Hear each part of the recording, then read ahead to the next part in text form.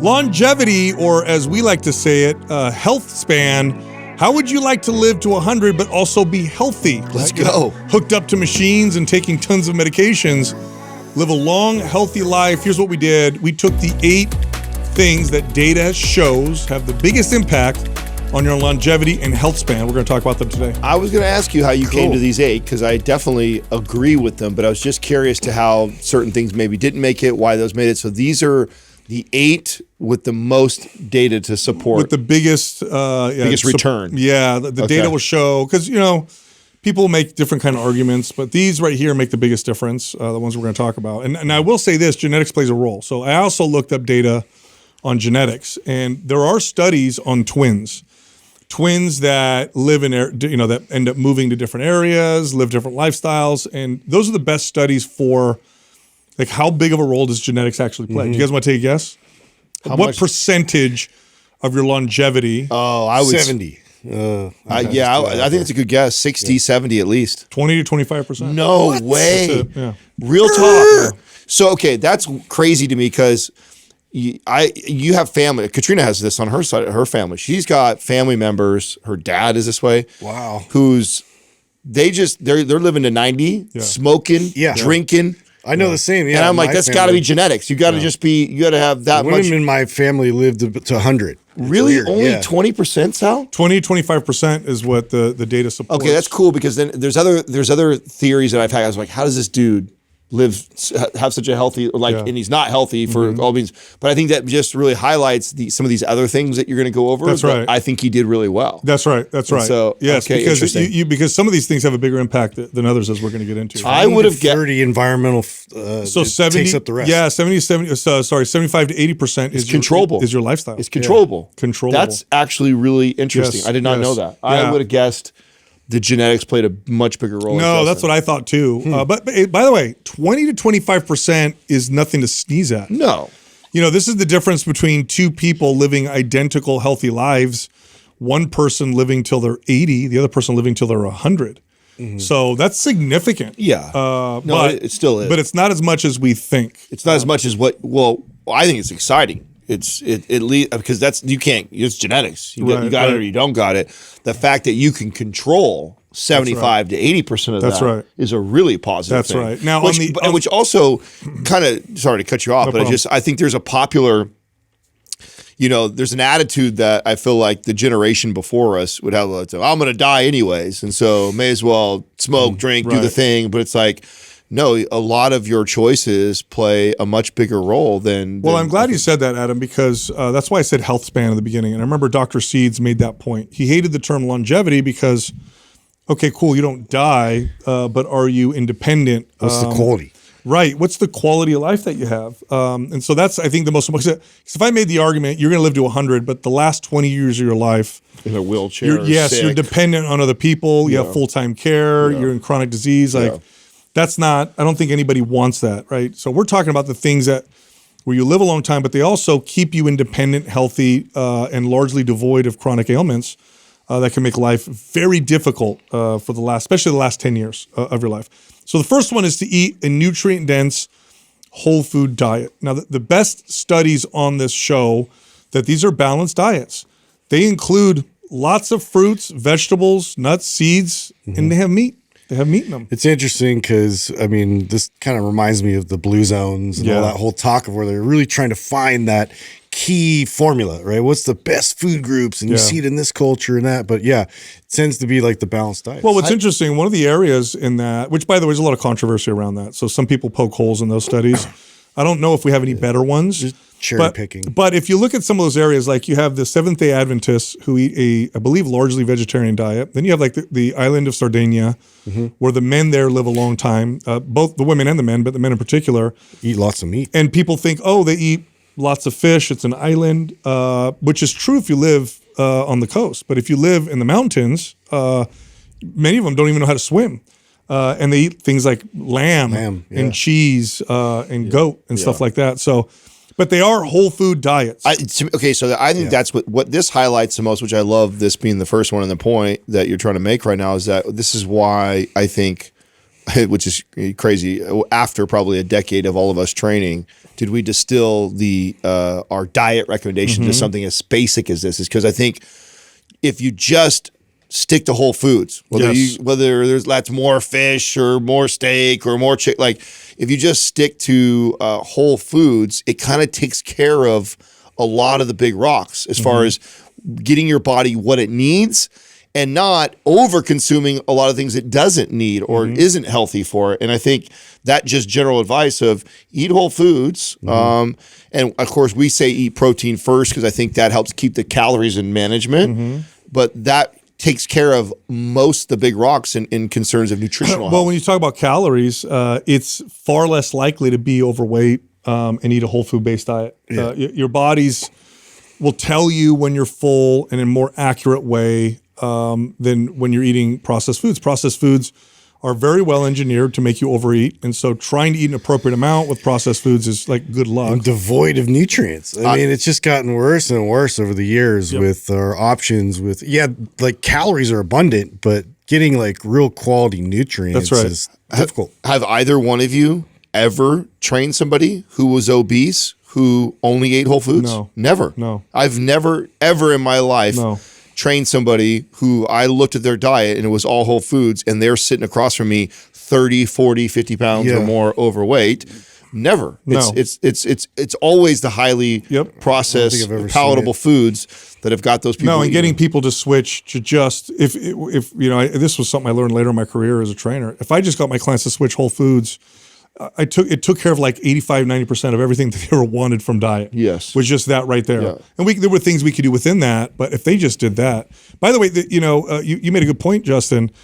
Calorically, processed foods are calorically dense, but nutrient devoid. Now that doesn't mean they don't have nutrients, but when you look at the amount of calories you get for the amount of micronutrients you get, it's not a great ratio like you would with whole natural foods. And we're not just talking about micronutrients like vitamins and minerals, because processed foods sometimes come fortified. We're also like fiber and all these other That's elements. right. Phytonutrients and antioxidants and compounds that we know have benefit. It's hard to narrow down just how much of a benefit, but we know in combination, they have anti-cancer properties. Some of them have a hormetic effect where they produce a small stress, which then strengthen the body. Fiber seems to play a role, contrary to what some carnivore diet advocates will say, that the data on fiber is pretty incredible. So if you just ate a nutrient-dense whole food diet, this is what people who live a long life tend to have in common. They tend to have this right here in common with diet. Next up is to maintain a healthy body weight.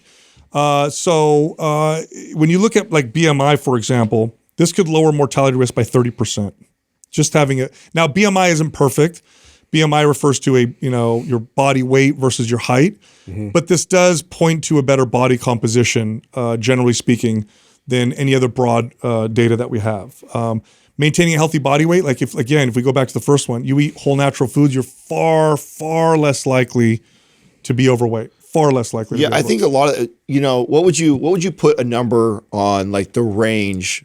Like I think of a man maintaining always between 10 and 19%. Even 10 is kind of low. 11 to 19% in that range. You're going to fall there. Yeah, if you eat a whole food diet. Yeah, if you especially if you exercise. And as long as you always kind of keep it in there. Like maybe sometimes you tend to tip towards the higher end and then you kind of rein it back in, and like there's a lot of flexibility within that range, so long as you're active, eating whole foods. And then the next point you're going to make, which is like exercise. I think those really take care of that. Exercise. So here's what the data says for longevity, because there's a difference between exercising to maximize performance, maximize aesthetics, maximize muscle building, right? And exercise that contributes to longevity. Once you pass a certain point with intensity and intent with exercise, you start to sacrifice longevity. So maximum performance always comes at the expense of longevity. So if you want to be like the fastest, the most endurance, the strongest, just know you're going to be trading some longevity there, because what the data shows is regular, moderate intensity exercise does the best for longevity. That's why I've always liked that analogy. I think Jason gave it to on the show first, where the triangle of longevity, performance, and aesthetics, and that anytime, and if it's like you move too far in one, you move too far in one, you take from the other two. No matter, it's impossible. You're always going to be doing that, right? So you have to understand that the closer you get to focusing just on longevity, well, you're not going to have the best aesthetics. You're not going to have the best performance necessarily. Well, the reason why I like to communicate what I just did is the examples we tend to get in media for people who we think are going to live a long time are actually extreme performance athletes. And if you look at the data on this, by the way, you look at like the top endurance runners, look at the top, I don't have to say this, but strength athletes, the top, athletes, their longevity is better than the average, sometimes not, but it's not the best longevity because they're pushing their bodies to extreme limits. Now, of course, I think there's value in doing that. It's fun, all that stuff. But I think if you're looking for longevity, what it kind of looks like is I exercise most days and I just enjoy the movement.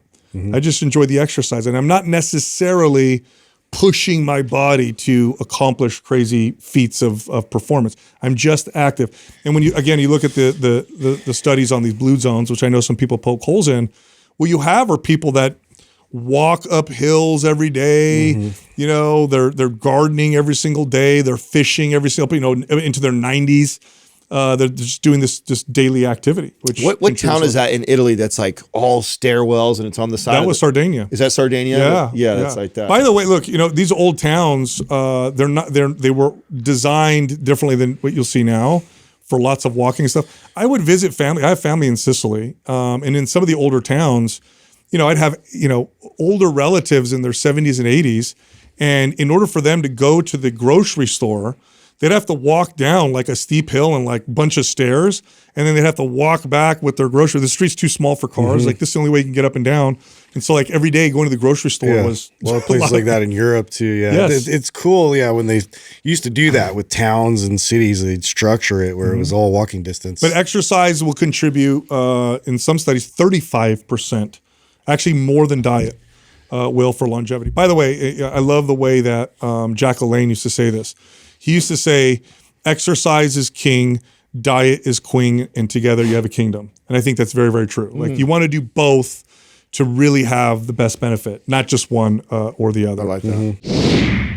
Today's workout program giveaway is the RGB bundle. If you want to enter to win, leave a comment below this video in the first 24 hours that we drop it. Subscribe to this channel and turn on notifications. Also, MAPS GLP-1 is half off. This is a workout program that also includes diet advice, supplement advice, and lifestyle advice for people using a GLP-1.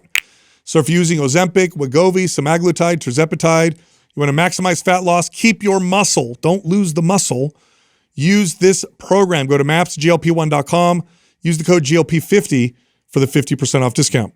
Back to the show. Next, we have sleep, prioritizing sleep. This makes a big difference. This will lower mortality risk by about 12%. People who have really poor, some of the best studies on this will point to people who work like a swing shift or night shifts.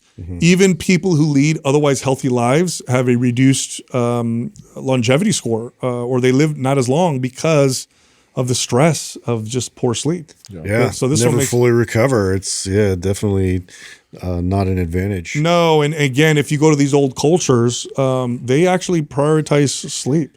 Yeah. They'd go to bed early. They'd wake up when the sun would rise. Have siestas in some places. Many of them. Many of these old cultures even value a 30-minute, 40-minute nap. Would you argue too that it becomes even more paramount when you also include exercise intensity for, say, performance and aesthetics? You better sleep more. Right. Like, so, because you have to understand that, to your point, exercise for longevity is more like moving for the sake of moving and because it feels good, not because you're trying to build a bunch of muscle or look a certain way. And so as you move into that direction of, I want to look better and I want more muscle or I want this look, well, then sleep, which was already important, becomes even more important because you have to recover from a higher level of stress that's beyond longevity healthy for you. Right? Totally. It's healthy for you. I'm not saying that exercising hard is not healthy. They don't want that message to be received, but understand that when you start to push yourself more in the direction of aesthetics and I want to build more muscle and I want to look more of a certain way. Sleep is even more important. Sleep becomes even more of a priority because you have a higher stress that you're putting on the body to try and obtain a higher level of aesthetics. 100%. Next up is to manage stress. Now, this is what's interesting about managing stress. We've been led to believe that managing stress means, what it means entirely is to reduce stressful things in your life. But here's what the data shows. The data shows that the better approach is to have purpose behind the stress in your life. And what they find in these studies is that these people do things who live a long time. They have a lot of stuff going on, but it's purposeful. Like stress with no purpose is just stress. Mm-hmm. Like you could have, and we'll get to this a little bit later, but you could have kids. Kids add stress to your life, but they also add a tremendous amount of purpose. What does the data show with having kids? You live longer. About a bit, yeah. You live longer. That's interesting. I mean, you could even apply that to things like work. Like work can be very stressful, but when you're driven by a greater purpose than just receiving a paycheck every 2 weeks, it adds a different type of fulfillment to it. Such a great example. I'll paint a scenario. You have a job that is stressful. It's very stressful, but you're making, I don't know, computer monitors, or you're making phones, or you're working in tech. Like that's okay. It's stressful. It's hard, right? Now imagine you have a stressful job, but you're feeding orphans, or you're doing something that has so much purpose for you at least. It's not the same. It's not the same stress at all. You know, it's funny you say this because I don't know if I think I shared this with you guys. It might have been on here or not, but.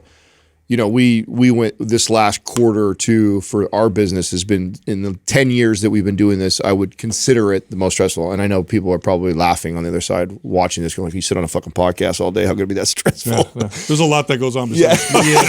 This is a fraction of what we do. This is 5%. Yes, but and my point of that is that, the point I'm making, and Katrina's been with me for 15 years. So she's been with me through multiple businesses and has seen me at all levels of financially, things, ups, downs, all the stuff, right? And beginning of a business when it's really stressful, peak business, all that. And she was making a comment of saying, you know, I know how much you're carrying right now and stressed out about work, yet you don't look like it and you don't act like it. And I go, you know, it's strange you say that because I feel that same way too. I feel this unbelievable pressure right now to solve things and fix and get things going again, but at the same time too, underlining joy around it. What I attribute that to, at least, is because the purpose behind this business, the things that we're providing, the people that we're serving, and then also the combination of the amount of lives that impact this, not just from, again, customers, but even the people that work for us. Staff. Yeah, totally. And a lot of that pressure is I want to provide so they don't stress and don't worry and they have a great place to come work to. And that gives it's a different type of stress. I would argue that it's as or more stressful than almost any other period I ever felt, but it's received differently. And she goes, I can see it on you. You carry it differently. You have a different attitude about it. She goes, admittedly, I can be a bit of a bear to be around in moments where we've been stressed out over business or finances in the past. And I haven't felt it that way. So I think it speaks to your purpose. It's super important because we just keep hearing when it comes to stress, like take stressful things out of your life and do things that are relaxing and all that stuff. Right. But it's what's more powerful than that, what has a larger impact on your longevity in this case, is to have purpose. Mm-hmm. If you have purpose, stress is not stressful. It's not stressful, not nearly as stressful as when you don't. And when you don't have purpose, most things are stressful. You have no purpose in your life. Sitting at home doing nothing can be tremendously depressing and stressful versus being out there making things happen, but you believe in what you're doing. So the key here is to gain purpose, which is slightly connected to the next one, which is, this is crazy, fostering strong social connections. Okay, so we talked about diet, 30%. Exercise 30 to 35%, managing stress, that'll reduce mortality by 24%. Strong social connections, you know how much that cuts mortality risk? 50%. That's high. Yeah. That's so crazy. Nothing comes close. That's crazy. Nothing comes close to I mean, this. I've heard that from so many different articles I've read, you know, and that connection there. What was that one that equated smoking cigarettes? Yeah, having poor relationships in your life was like smoking 2 packs of cigarettes a day. Yeah. Which is pretty wild. It's a big study that showed that. So this one is huge, and it's funny. It's number 6. It should be number 1 because I think of all of these. I mean, diet and exercise are obviously, but we're so aware. In modern societies, we're so aware of how bad our health is because of our diet and our exercise. But people are not nearly as aware as they should be that our social connections have totally dissolved. And we live in a modern life with lots of convenience and stuff like that. Especially these days. But just depressed, anxiety, I think crazy. a bit of it is we're deceiving ourselves to think that we have more connection than what we really have. Right. I think that's part of the problem. So I think that a lot of people, if you would ask them, I mean, shoot, I bet a lot of people that would, if you would ask them, oh, name 10 of your friends or whatever, they would list people on their social media platforms. Yeah. You know what I'm saying? Versus like how or even if they name people, so how often do you see them? Well, yeah, I was going to say, then the follow-up question I'd say is like, well, when's the last time one of those people have been to your house for a barbecue? Or, you know, when the last time you went to a movie or had dinner with one of them in person? And I bet a lot of people would say they hadn't. And so there's this false, you know, feedback loop of like, oh, I'm talking to a lot of people. I've got a lot of friends. I'm popular on Instagram. You know, I have all this, but really missing that connection with people on a daily basis that's close to you. Well, social media and this can actually be true for even relationships we have in the real world. But for a relationship to really provide this right here, it has to be a real relationship. Meaning, if the relationship I have, I'll use Justin. Let's say Justin and I are friends, but what he sees and knows of me is what I put up in front. So we see each other. He just sees the surface, either through social media or maybe we just hang out. We just talk about kind of surface stuff. That's not the same as like we do life together. Like he knows my struggles. Yeah. He knows my kids. You know, he knows what's going on in my life. I know what's going on in his life. I can call him and talk to him about all the hardest, deepest stuff. That's the social connection that contributes to longevity. And in the data, church and a religious community serves this tremendously. And now there's a few reasons that are explained in a secular way as to why. One of them is when you have a faith with other people, it tends to be very vulnerable and honest. Many faiths, especially Christian religion, encourages confession to each other and struggle and help and doing life with each other. So that makes a big impact. Marriage makes a big impact. This contributes to longevity. Tell me marriage isn't stressful. It's very stressful. It's much easier, I think, on the surface to not be married, to just live for yourself, but then you don't live as long, you're not as happy. Why is that? Yeah. You don't have that vulnerability. What do we know about, like, you know, you see this in some families, right, are really good at this. I think your family would be a good example of this, where you have big 1, 2, 3 generations of the family that live nearby each other. I would think that that's as powerful, if not more powerful, than even like a church relationship like that. I would think being near grandma, grandpa, uncles, aunts, and connecting with all them would be. Here's what's crazy about what you're saying. So I've done like cross data and reference, and I'm like, okay, explain to me why people who pray regularly, go to church regularly, and in other words, people who are really a part of a faith, they don't just claim it, but they're really a part of it. Why do they have such a huge longevity boost, and compare that to people who belong to strong networks that are not religious, social networks, family networks, and it does account for a large percentage of it, but there's a percentage there that they can't account for. So that's got to be say what you will. Well, that's got to be the built-in spiritual purpose component. I think that's a big part. That's totally, because you could have the family connection, opening secrets, confession, right. But then there's still, why am I doing this thing called life? That I think, or I got this terrible thing that just happened. And, right. I can't explain it. Right, exactly. So I think that's gotta be that extra percentage. Has got to be. Well, then it also adds that element. Yes. Obviously, ultimately, being able to have both is like, but not everybody has that, right? Not everybody has. You know, a lot of people are. Live in a different state than their family, and I mean, I could have easily been that person. I definitely. I until having a kid, selfishly, I don't think I saw the value like I do, for myself. Whether that be I became numb to it or whatever the case may be.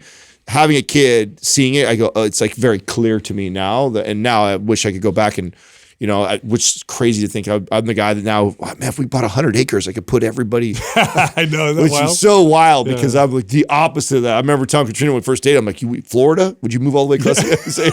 Could you? As far away as we can. Oh yeah, if she would have agreed to something, say 5-6 years or longer ago before Max, I would have up and left no problem and been okay with that. But I see now. And I feel it. I don't just see it. I feel it from being that close to a big family. Yeah. So family, your community, church, marriage, kids, huge impact on longevity and health span. This episode is brought to you by Jolie Skin Co. This is a shower head that filters your water. Better hair, better skin. By the way, you could try it out. You could get it, use it for 60 days, return it for a full refund if you don't like it, but I know you'll love it. Go check them out. Go to jolieskinco.com. That's JOLIESKINCO.com/mind pump. Back to the show. Next one. This one's an easy one. We'd have to spend a lot of time here, but no drugs or alcohol, no cigarettes. Those are all pretty damaging to your health. There's lots of, I don't think people know, have any question as to whether or not that's good for you or not. It's not good for you. Are most, it's obvious it's not good for you, but are most, this, like, let's say for alcohol, like, you go to dinner, every Friday night with the wife, and you guys have 2 glasses of wine when you do that, and that's your level of drinking. So that still, you're probably okay. It's probably not much. When I'm looking at the studies, it's like smoking. People smoke every single day. When you want to see when alcohol really has a negative impact, it's 14 drinks a week. These people are drinking twice, two drinks a night. Yeah, like that's having a pretty. So that's what I was, because I would think that. And we've talked about this on the podcast when we've encouraged people and clients of ours. Like, I would always encourage my client who's not a drinker to go have a drink with a close friend or family member as a way of connecting and socializing than to not at all. I think the positive effects from the connecting to the family out or a friend and the community, to your point, if that's 50%, outweighs the even slight. No, it's funny too, because if you look at the data on, how they always show those studies, like a little bit of alcohol actually improves longevity. What they're actually realizing is when they look at these cultures and societies where people will have a little bit of alcohol, what they're actually looking at are people who really do a lot of communal stuff.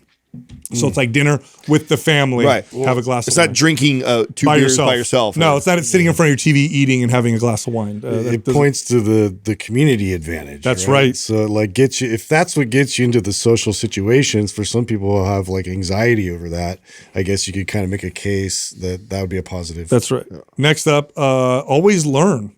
This is an interesting one. Engaging in lifelong learning seems to reduce dementia risk by 50%. 50%.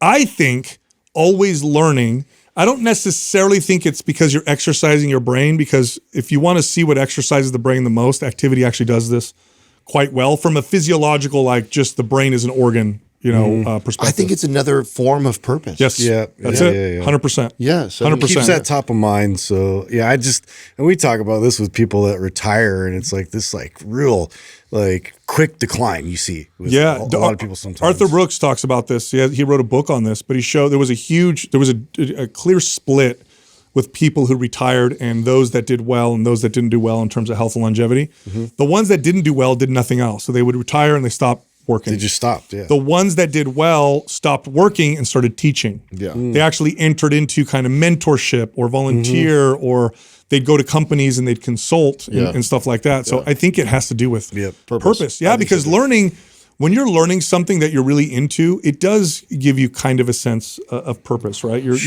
it's built becoming in. A better person. Tomorrow I got to be better or smarter, or I got to teach this class on Friday, so I better learn these things. And so it's built-in purpose again. Totally. And I think it has more to do with that than, 100%. Although I'm sure it has some neurological benefits. You're firing things, you're connecting. But again, if you look at exercise, it's not compared to a squat. That's right. A barbell back squat is going to give you all that and some, and all the benefits of that. But also, like, try to not learn and have a very strong social network.